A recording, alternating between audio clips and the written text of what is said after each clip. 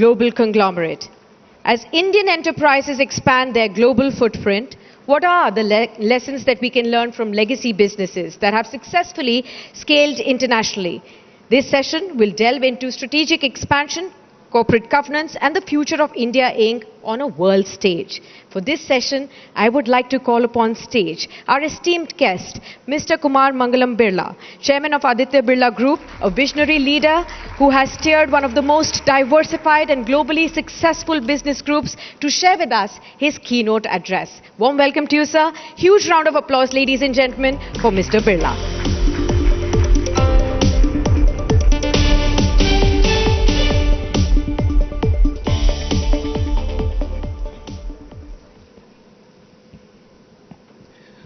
Good evening, ladies and gentlemen.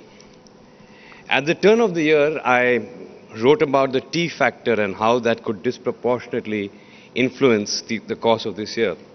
I'm guessing that I don't need to tell this audience who the T factor stands for. And I believe that we're now in the throes of what I call a U3 world, a world that is uncertain, unpredictable, and unorthodox. And this is evident in our news feeds, as it is in conversations between heads of state. This is therefore an interesting time, I believe, to talk about globalization and building India's next global conglomerate. I will start by taking you back in time. The year was 1969, in a business environment in India that was marred by draconian controls and stifling regulations. My father, Aditya Birla, took a very giant leap not just for his own business, but for Indian business as a whole. He made a pioneering move by setting up manufacturing units in Thailand. He embraced globalization 22 years before globalization had even become a part of our lexicon in India. And our success in Thailand and subsequently in Indonesia acted as a springboard for our global ambitions. On one of my earlier global acquisitions in 1998, which took our group to Canada, where we acquired 2 pulp units. We had a very interesting experience. Back then, selling the India story was no easy task. To many in the West, India was distant, unfamiliar, and very frankly, very third world. My colleagues found themselves in front of employee unions, in front of the provincial government, making presentations that went far beyond the balance sheet. They had to showcase India itself even before presenting our credentials. Fast forward to today, and the contrast couldn't be starker. From America to Africa, Indian capital is sought after. A seller who is looking to sell an asset no longer sees an Indian acquirer as being an uncertain acquirer. Instead, they see stability, they see entrepreneurship of high caliber, they see a future that is secure. So that is the distance that India and Indian businesses have traveled, more so in the last 1 decade than perhaps even before that. From having to present our credentials, we have evolved today into a global enterprise operating in 41 countries, spread across 6 continents with over 185,000 employees. This journey offers some insights into building a global conglomerate, which I've been asked to share with you today. Let me start with the first, which is what I call sanity over vanity. Every time we have acquired or invested overseas, it has been driven by a clear and a very compelling business rationale. Expansion, after all, must be guided by logic and not by bravado. The temptation to chase global ambitions without having a clear-cut strategy in place can be costly. What looks dazzling in the short term will become a burden in the mid to long term. Our approach has been quite simple: go global in businesses where we have a strong foundation at home in India. For example, when we acquired mines in Australia, it was to secure raw material for our copper smelter in India. When Hindalco took over Novelis, a company headquartered in Canada, and 3 times its size then, it wasn't just about scale. It was about gaining a significant presence in the downstream part of the aluminium value chain. To put it in context, Hindalco then had a presence in the upstream metal part of the value chain, which means that we made aluminium, and metal prices are always volatile, and not in the control of producers. Novelis, which we acquired, on the other hand, manufactures aluminum rolled products used in automotive and beverage cans. In fact, 1 out of every 3 beverage cans in the world is made by Novelis products.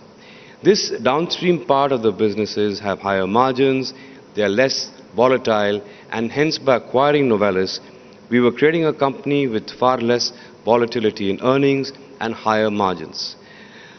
So the point I'd like to make that every move has had purpose, every investment has had a plan, and that rigor and that discipline has made all the difference. Second, I believe that integration is as much about mutual respect as it is about gaining efficiencies. After the Novelis acquisition, plenty of newsprint was spilled predicting integration hurdles and cross-cultural challenges. The skeptics were certain that there would be a mismatch between the two cultures, and to be fair, challenges did arise, some expected, others surprisingly subtle.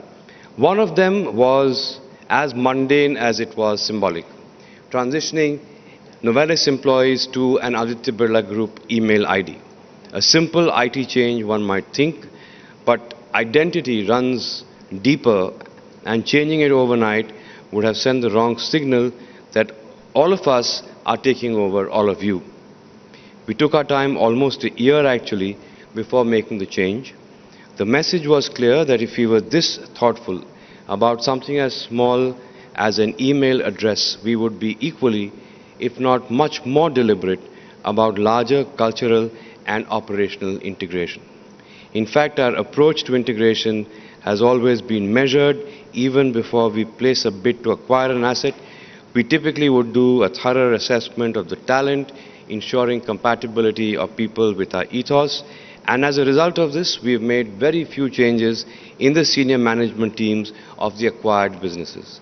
This also ensures continuity. As an example, the deputy CFO of Novelis, when we acquired it, is today the CEO of the company. Third learning, globalization is not a one-way process. Globalization is far more reciprocal than it might seem. With each foray into new territories, we have assimilated novel ideas and embraced diverse perspectives.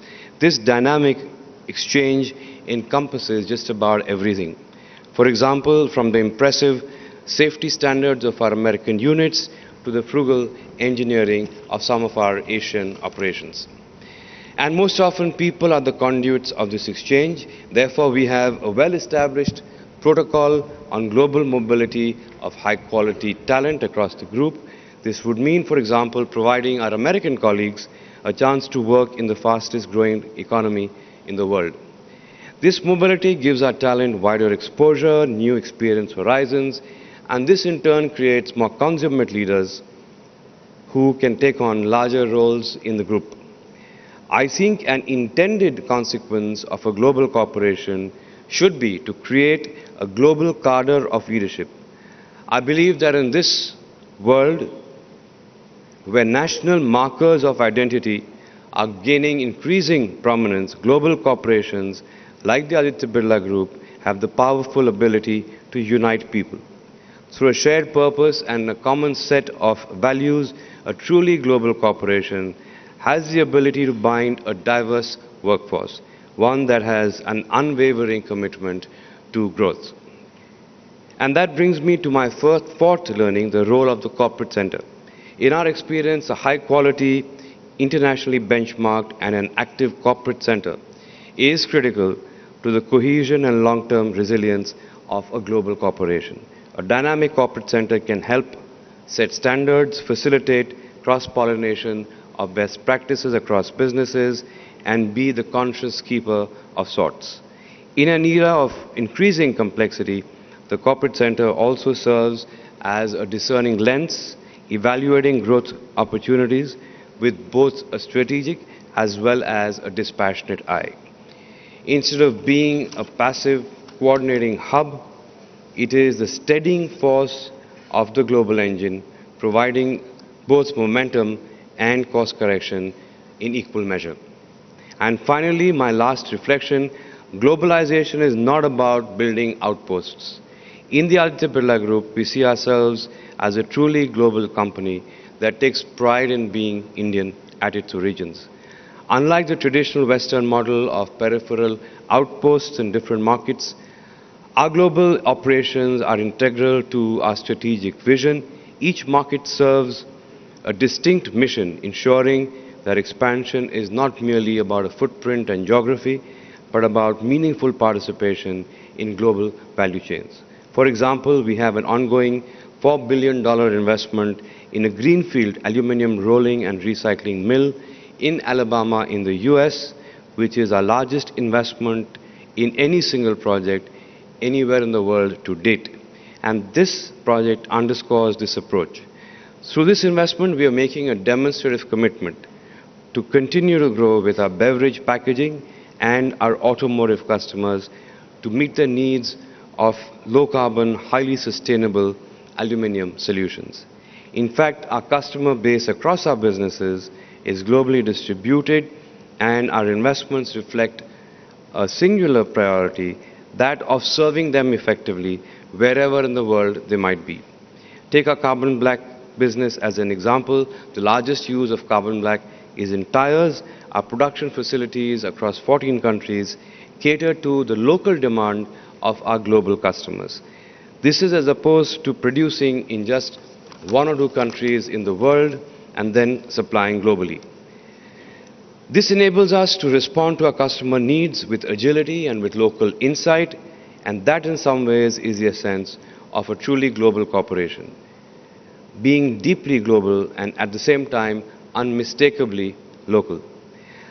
I believe that India's greatest contribution to the evolving global order may well be a redefinition of globalization itself, one that is shaped by an Indian ethos, a more inclusive, more accepting form of globalization. I've always believed that success in global markets builds economic power for the country. Indian businesses that compete and win abroad elevate India's economic status, create jobs, and foster innovation. They strengthen India's influence in trade, policy, and geopolitics, reinforcing India's role as a key player in the global economy. I hope that our journey of the Aditya Birla Group inspires many more Indian companies to take bold strides internationally. Their success in some ways will be India's success. The globalization of business, even in general, is an unfolding reality. For us, what has once been a lonely step onto the world stage is now a confident stride. Yet the next frontier will demand even more capital, more capabilities, and more insightful imagination, and the ability to not just compete, but also to shape global industries and set new standards globally. The world is watching India with new expectations, and I'm sure that India Inc. will live up to these expectations and also define a bold new future on the global stage. Thank you. Mr. Birla, could we please request you to stay on the stage, please, sir? And I'd now like to invite Mr. Rahul Kaval, News Director, Ashtak and India Today, and also Executive Director, Business Today, to have an interesting Q&A session now with you on stage. Mr. Birla, thank you very much. Can we have a very warm round of applause for that insightful address? Thank you. I don't know how many of you sitting here know that this is the 30th year that Kumar Birla has been running the Aditya Birla Group. And this is a massive responsibility he was thrust into at a very young age. And from there, he's grown into the responsibility every year.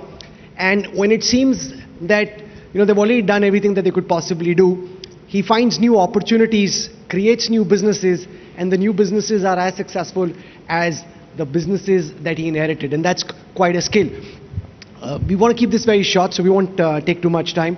But I want you to give us a broad sense of your vision for Viksit Bharat 2047. The Prime Minister Modi talks about taking India to the position of a developed country by 2047. Looked at from your lens, Mr. Birla, do you think India, in the way that we are progressing, is on track to achieve that? We've got the External Affairs Minister here. And if you were to do some policy prescriptions to those in power, what more would you like to see for India to be able to achieve its true potential? So my answer to your question is yes, I do think that we are on the right track 2047 is a while away, so a little bit of crystal gazing. But I think if you look across the world, we're the only large economy of our size growing at 6, 7, 8% annually, which I think in itself is a huge achievement. Not just us, but the world realizes that. And this is our time in the sun. I think everyone in this room knows that. You feel proud being Indian after a very long time. So yes, I think we're on track. There's so many things that one can point out to. I think, a lot of the problems that we think are Indian problems are unique to the Indian economy from the vantage of leading a company across so many countries. Some of these problems actually are generic across global economies. Let's say environment, for example. Whilst we talk a lot about environment and the shift that we need to make to green, that's that's an issue that companies globally are grappling with in the corporate context. So I think, yes, I think that our government is doing a great job. Kudos to them. Policy stability, great optimism about India, things happening on the ground, large investment in infrastructure, which was lacking up until a few years ago. So I think, I feel proud of being an Indian industrialist because we're seen with a whole new set of eyes now. One of the things you've been very successful at is opportunity spotting. Given the vast array of what you inherited, determining which new sectors to go in, do you want to share some tips with those sitting here and watching you? How do you pick which sector to enter, and how is it that you're able, for example, for paints or for jewelry, now cosmetics, how is it that you're able to establish market leadership in such short time, given the complexity of entering new businesses? So I think we are very driven by scale and size, and our underlying philosophy for each business is to be the number one or number two player in terms of scale and size. Also, we need a right to win. So for example, in the opportunity about an entry into the paints business, we have overlapping distribution with our existing white cement business, which gave us a right to win. Of course, there was a lot of planning that went into it, 3 years of a bunch of people that kept growing in size, planning with a lot of precision, and some very insightful thinking, greenfield thinking, blue sky thinking, whatever you might call it. And I think that the team has come together really well.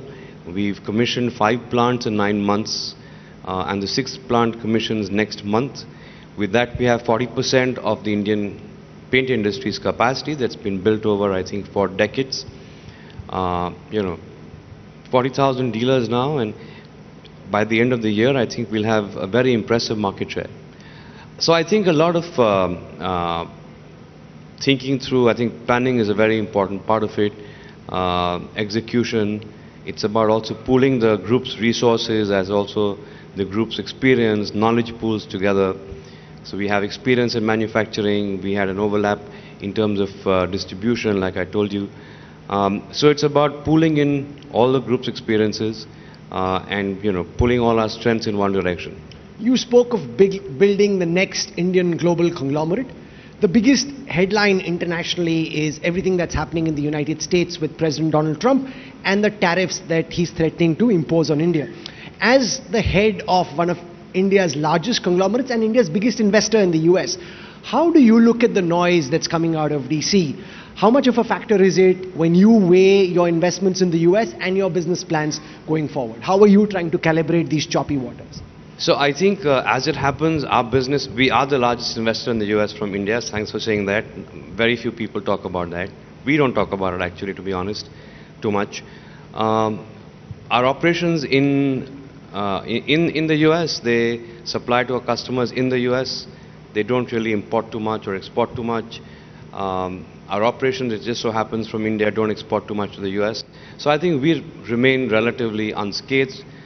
We don't have a situation where we have production facilities in the US which need to import, let's say, from somewhere else in the world. So we, I think, remain in a solid situation. And lastly, when I was at the World Economic Forum at Davos recently, I had the opportunity to interview your son who's just completing college at the Harvard Business School this semester. You've inducted your son and your daughter into different boards. How do you look at the issue of transitioning to the next generation? What are you trying to tell your children about the kind of values that you'd want them to build the future of the Aditya Birla Group? You know, I mean, they're 30 and 27. They're a little bit beyond the point where I'm going to tell them things. But they've been exposed to business right from a very young age. They understand the value system of the family. They're seventh generation. They feel a great sense of pride about what the family stands for. You know, transition just doesn't happen like that, especially in business families. I think it just happens over a period of time. You know, both of them, I think, are very hardworking, very ambitious kids, don't want to be supported by the father unless they really need the support, which is, you know, very few and far apart occasions. You know, they want to build with me the ABG of tomorrow. You know, the most amazing thing, and I'm sure you'd find this quite remarkable, is that unlike most conservative Indian business fathers, Kumar Birla never really pushed his children into a particular direction. One played cricket, the other became a pop star before joining the business, and that's something I've always been very curious about. Because very often, all Indian business families would like for their children to stick to the conventional path. Was that ever a factor when your son was roughing it out in Rewa, in Madhya Pradesh, slumming it out in some relative sense with the cricketers who were playing, or your daughter touring all across the country? Did you ever feel that, what are they doing? Is this, what would the rest of the world say? Is this, you know, how would they react? Or how did you make your peace with that? No, so we spoke about it a lot, my wife and I, and both were very keen to pursue, you know, in the case of my daughter, her singing, in the case of my son, professional cricket. It took us a little bit of time to put, you know, to wrap our heads around it. But we just felt that they'd learn and grow from that experience. I think it's very important for children, for, you know, the next generation to have an identity of their own. And if they can achieve that even before coming into the organization and becoming actively involved, I think that's great. I think that they've both grown a lot from their respective experiences. I mean, if you're a singer, you know, you can't have a parent coming and helping you to sing or play on the field, on the pitch. So they've grown up to be, I think, much more worldly wise, much more empathetic, with a lot more discipline than Nija and I would have been able to instill in them. Well, it takes a lot of courage to allow for that to happen and for that process to play itself out. Ladies and gentlemen, can we have a very warm round of applause? Kumar Mangalam Birla. Thank you very much. Absolute pleasure. Thank you. Thank you. Thank you so much, Mr. Birla.